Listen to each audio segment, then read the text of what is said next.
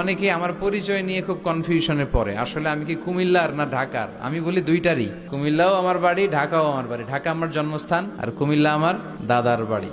আপনারা শুনেছেন যে আমার দাদার বাড়ি এখানে মুরাদনগরে পরমতলাতে। আলহামদুলিল্লাহ, জীবনে এসেছিলাম কয়েকবার, খুব বেশি আসা হয় না। আমার জন্ম হয়েছে আবার ঢাকায়, ঢাকার ডেমরা থানায়। আমার জন্মের অনেক আগ থেকে আব্বা আম্মা ওইখানে থাকে, ফলে আমি হয়ে গেছি ঢাকাইয়া। ঢাকাইয়াও হয়েছি, আবার কুমিল্লারও রয়ে গেছি, মানে কুমিল্লাতে আবার বিয়ে করছি। এই যে আমার নানা শ্বশুর, বিশ্বাবজুর হচ্ছেন আমার নানা শ্বশুর, আমার প্রিয় নানা ভাই। চমৎকার কথা বলছিলেন, খুব গুছিয়ে কথা বলেন, অল্প কথা বলেন, বেশি বলেন না, কিন্তু যেখানে বলা দরকার ওইটাই বলেন, যা বলা দরকার তাই বলেন, ঠিক কিনা?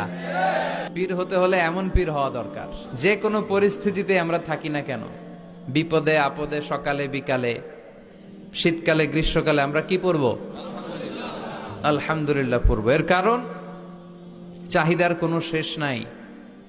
যার আছে যত বেশি সে চায় তত